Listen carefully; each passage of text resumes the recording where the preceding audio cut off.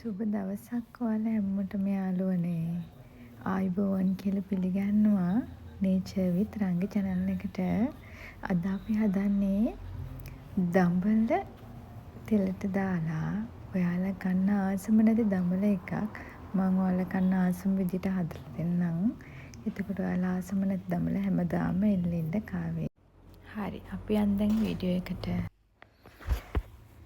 මේ තියෙන්නේ මගේ දඹල වැල. ඒකේ මල් පිපිලා බලන්න මල් ගොඩක් තියෙනවා. හැබැයි මේකේ මල් පිපෙන්නේ වහින කාලෙට විතරයි. නැත්තම් වතුර දාන්න ඕන. එහෙම නැත්තම් දඹල වැල තිබ්බට මේ මල් හැදෙන්නේ නැහැ. කරල් හැදෙන්නේ නැහැ වතුර නැතුව දඹල වලට. දඹල කොළ ව්‍යංජනයක් මේ මැල්ලුමක් විදිහට කන්නත් පුළුවන්. හරිම රසයි වගේම ගුණයි. දඹල ඉතින් ප්‍රෝටීන් බහුල ආහාරයක්නේ. මේ තියෙන දවස් 10කට පස්සේ අර මල් පිපිලා දවස් 10කට පස්සේ කරල් බලන්න කරල් ගොඩක් තියෙනවා. මේ දවස් ටික අර වැස්ස නිසා තමයි දඹල හැදලා තියෙන්නේ. මේ දඹල කඩන්න ඕන මේ ලා කාලෙදී. දඹල මේරුවට පස්සේ කන්න වලට එපා වෙයි. අතරම දඹල වලට ආස නැති අය ඔය මේ පැහිච්ච දඹල කාපු නිසා තමයි ඒවට අකමැති. ලා දඹල කෑවොතින් ඔයාලට හැමදාම උනත් දවස් ගානේ කන්න පුළුවන් දඹල. මේ තියෙන දවස් අර මල් පිපිලා දවස් 12කට පස්සේ මේ කාලේ තමයි දඹල කඩන්න හොඳම කාලය. ඔය බලන්නකෝ දඹල. ආසයි දැක්කම ඇත්තටම අපේ ගෙවත්ත මෙහෙම හදලා කිසිම තෙලක් පොරක් නැතුව පිරිසිදුව ගොඩක් පිරිසිදුව කන්න ලැබෙන එක කොච්චර දෙයක්ද. මාරම මානසික සතුටක් තමයි ලැබෙන්නේ දවස ගානේ මේක ලොකු වෙනවා බලන්න පුළුවන්. ඊයේ දැක්ක සයිස් එක නෙමෙයි අද තියෙන. ඒ කියන්නේ දඹල එහෙම එකක්. අපි දැන් කඩමු බලන්න දඹල. ඔයාලත් එනවද මාත් එක්ක දඹල කඩන්න? පොඩි දෙන්නත් ඇවිල්ලා ඉන්නේ. ඒවට හරි ආසයි මේ දෙන්න. ඔය දඹල කඩන.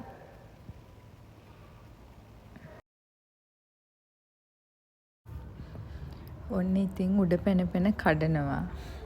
දඹල වැලත් කැඩේ කියලා මට බයයි. ඒත් ඉතින් එපා කියන්නත් බෑනේ. එයාලා හරි ආසයි ඒ වැඩවලට. දෝනිට උස නැහැනේ. කෑ ගහනවා. එයාටත් කඩන්න. දෝණි ඇඳන් ඉන්න ඇඳුම නම් ඒ ගෙදරට අඳින්නේ වෙඩින් එකට ගෙනවපු ඇඳුමක්. ඒ ඇඳුම නම් ගලවන්න හම්බෙන්නේ නැහැ. හොදන්න දෙන්නෙත් නැහැ. ඒක තමයි ඇඳගෙන ඉන්නේ. ඒකට හරිය කැමති.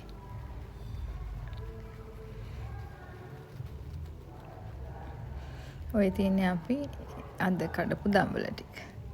දඹල ටික හොඳට සෝදලා වැඩි සෝදාන දෙයක්වත් නැහැ. ඉතින් අපි ගෙදර දැන් කඩපු දඹලනේ. සෝදලා දෙපැත්ත මේ අයින් කරන්න ඕන. දෙපැත්ත කොස්ස වගේ තියෙනවා නම් අන්නේ දඹල ටික පැහිලා. දැන් මං කඩනේවා දෙපැත්ත කොස්ස නැහැ. නට්ට විතරයි චුට්ටක් කඩලා දැම්මේ. පැහිච්ච දඹල කෑවොතින් ඇත්තටම අපිට දඹල කන්න එපා වෙනවා. කිසිම රසක් නැහැ. මේ වගේ ලා දඹල තමයි හදන්න ඕන. ඒ විතින් කඩෙන්නම් ගන්න හම්බෙන්නේ නැහැ ඔයාලට. ගෙදරම වැලක් හදාගෙන තමයි දඹල කනවනම් කන්නවන. කඩේ දඹල නම් ගෙනල්ලා කන්න රසට නම් කවදාවත් කන්න හම්බෙන්නේ නැහැ. මොකද ඒව පැහිලා. මේ වගේ සයිස් එකට කවදාවත් කඩේ දඹල විකුණන්න නැහැ. අනිත් එක දඹල දවස් ගණන් පරණ වෙලා කෑවම රස නැහැ. ඒවලේ කන්න ඕන. හැබැයි මේ හදන විදිහට දඹල කෑවොතින් ඔයාලට දඹල කවදාවත් එපා වෙන්නේ නැහැ. හැමදාම දවස් ගානේ වුණත් අර පරිප්පු කනවා වගේ කන්න පුළුවන් එපා වෙන්නේ නැති කෑමක්. වැඩිය මේ තැම්බෙන්න හොඳ නැහැ. ජරබර ගාලා හැපෙන ගානට මේ බලන්න මම මේ චුට්ටක් ආයේ දඹල කරලා කඩන් ආව ඔයාලට පෙන්නන්න. මේ දඹල කරලා ලාව එකක් පැහෙන්නේ නැහැ. පැහුනම වැඩක් නැහැ දඹල කරලෙන්. අර මෙහෙම බින්දෙන්න ඕන කොස්සක් ඉතුරු වෙන්නත් බෑ. ඒ කොස්සක් තියෙනවා නම් ඒ දඹල ඊට පස්සේ පැහිලා රස නැහැ. කන්න බෑ.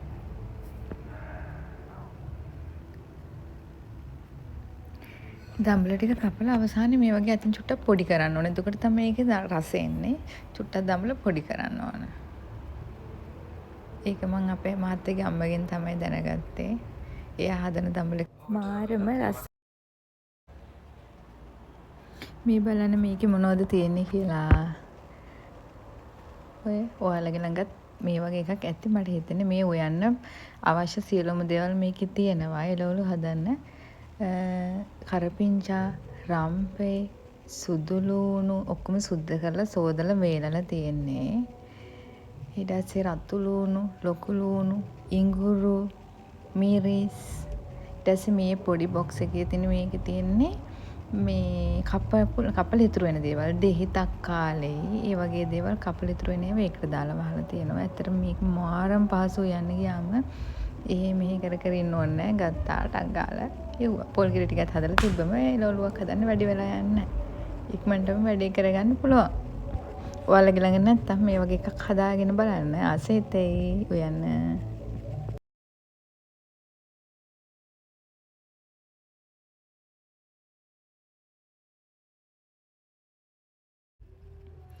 අපි දැන් හදන්න දම්වල ටික තෙල් දාගන්න.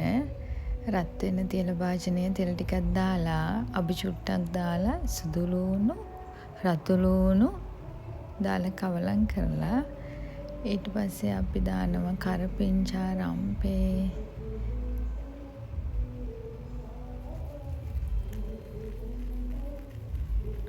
ඊට පස්සේ ලුණු දානවා. ලුණු ගොඩක් දාන්න එපා. ටිකක් දාලා රස බලලා ටික ටික දාන්න. වැඩි වුණොත් ඉවරයි. එළවලුවම අයින් කරන්න වෙනවා. කහ දුරු ඒව ටිකක් දාන්න. ඊට පස්සේ අපි දඹල ටික ටික දාලා කවලම් කරගන්න. ඔක්කොම දාන්න එපා. එතකොට කවලම් කරගන්න අමාරුයි. ටික ටික දාලා කවලම් කරගෙන මේ ඊට පස්සේ දිගටම හැඳි ගගා ඔයා ගන්න. විනාඩි 4-5ක් තිබ්බම ඇති. ඊට වැඩිය නම් තියන්න එපා. දඹල වල කොළ පාටක් තියෙන්න ඕනේ. ගුණයත් රැඳෙන්න ඕනේ. ඒ නිසා දඹල වැඩි වෙලා තැම්බෙන්න නම් තියන්න එපා. විනාඩි 5කට වැඩිය. දඹල ජරබර ගාලා හැපෙන ගානට හදලා කන්න. මෙහෙම කාලා බලන්න. හදලා කමෙන්ට් එකක් දාන්න. එහෙනම් මේ විදිහට හදලා බලන්න. බොහොම ස්තුතියි මේ වීඩියෝ එක බැලුවට. වීඩියෝ එක බැලුවට මෙන්න ඔයාලට රෝස් මල් පොකුරක්. මාව subscribe කරගෙන යන්න අමතක කරන්න එපා. Thank you.